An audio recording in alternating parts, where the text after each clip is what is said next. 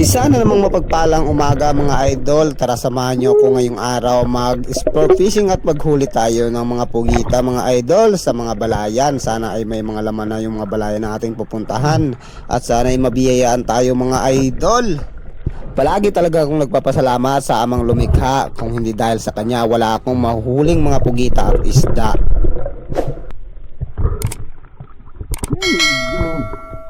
Yon, isang napakagandang umaga mga idol. Hindi nga pala tayo nakapaglaot ngayon dahil medyo masama talaga ang pakiramdam ko. Kahapon pa lang at nung lumaot ako mga idol, pero swerte tayo nung lumaot tayo kahit masama ng pakiramdam natin. Yung nahuli natin nung lumaot tayo mga idol.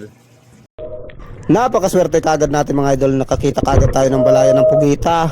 Sisisirin kagad natin to mga idol para tingnan kung may laman ito. Hawak-hawak ko na nga ang aking mahiwagang panusok dyan mga idol. Nag-iipon lang ako ng hangin para sa pagsisid papuntang ilalim mga idol. Swerte nga mga idol dahil may laman itong pugita mga idol ang balayan na ito. At yan, tinusok na nga natin. Binabakbakan ko na nga ang pagtusok ko sa pugitang yan mga idol para lumabas sa kanyang balayan.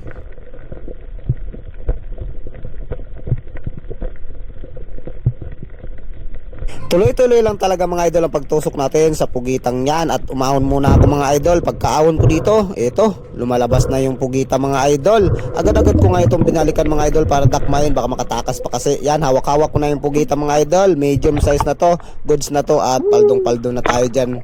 Ito nga pala ang aking unang huling pugita mga idol.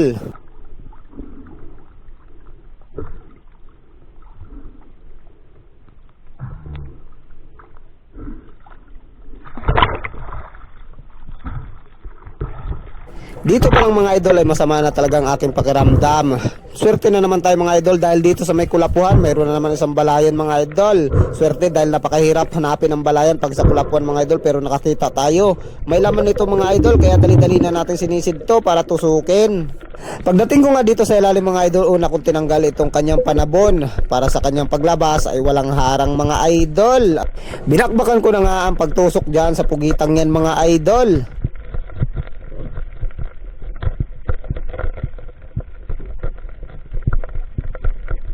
Dito ay amat-amat nang lumalabas itong pugitang to at nakanda na rin yung aking kamay para sa pagdakma sa pugitang yan. Yan, dadakman na natin mga idol. Pangalawang huli natin pugita, small size na to mga idol, bawing-bawi ng ating pinan. Sana ay makadagdag pa tayo dito sa mga spot natin mga idol at may laman pa yung mga ibang balaya na tinatandaan natin.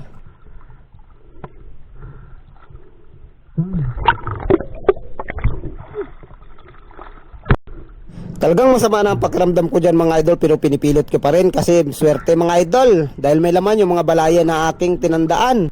Agad-agad na nga akong humigop ng marami-raming hangin dyan mga idol para dalahin ko sa ilalim. At eto, sinisid ko na nga talaga mga idol.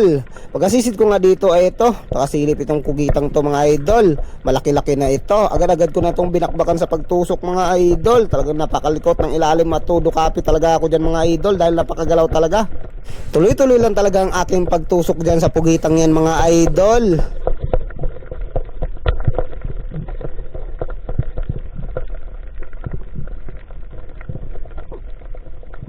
Dito ay papalabas na itong pugitang to mga idol at hawak-hawak ko na. Yan mga idol, medium size. Dalawa na ang ating medium size mga idol. Paldo na naman tayo sa pugita. Nakaswerte na naman tayo sa spot na ating napuntahan ngayong araw.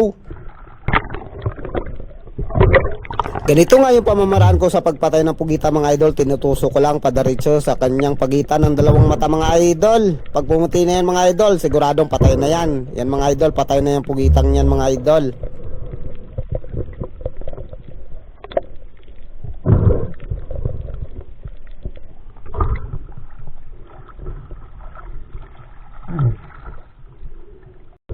Talagang nagtuloy-tuloy yung swerte natin ngayong araw mga idol. Isa na namang balaya ng ating nadaanan. Ayaw kasi humabol sa ating patlong o pinsoy-pinsoy mga idol, kaya tutusukin na lang natin. Hawak-hawak ko na nga dyan ang aking mahiwagang panusok mga idol at nag-iipon na lang ako ng hangin na dadalahin ko sa ilalim mga idol.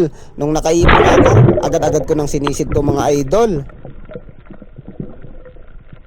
Pagkadating ko nga dito sa ilalim mga idol, agad-agad ko nang tinusok itong pugitang ito. Binakbakan ko na kaagad mga idol.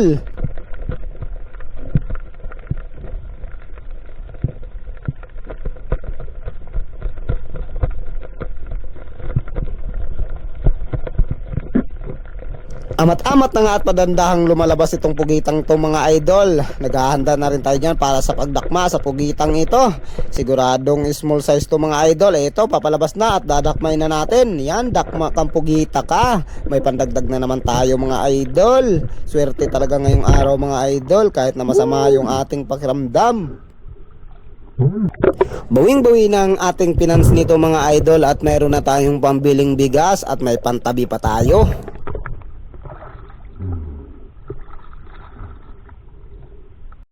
Talagang napakaswerte mga idol dahil isa na namang balaya ng ating nadaanan dito. At swerte talaga mga idol dahil may laman. Agad-agad ko na kaagad itong tinungusok.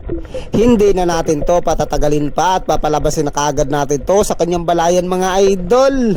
Siguradong small size naman to mga idol. Paldo na naman tayo.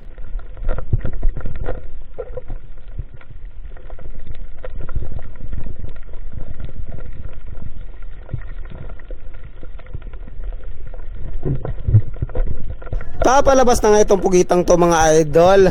Napakaswerte talaga natin ngayong araw mga idol dahil sunod-sunod yung pahuli natin ng pugita. Ito mga idol, dinakma ko na kaagad itong pugitang ito. Good size na mga idol. Small size talaga.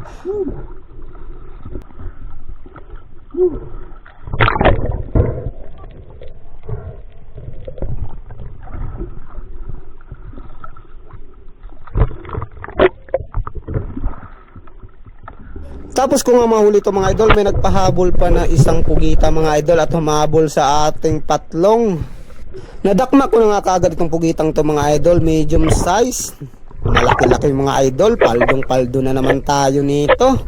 Makakaadobo na naman tayo ng ating mga maliliit na pugitang nahuli mga idol. Ito mga idol, pangbinta na to kasi malaki-laki na to mga idol. Sa mga bago pa lang sa aking YouTube channel, huwag kalimutan mag-subscribe. Pahit ng notification bell button para updated kayo sa mga bago kong upload na mga video.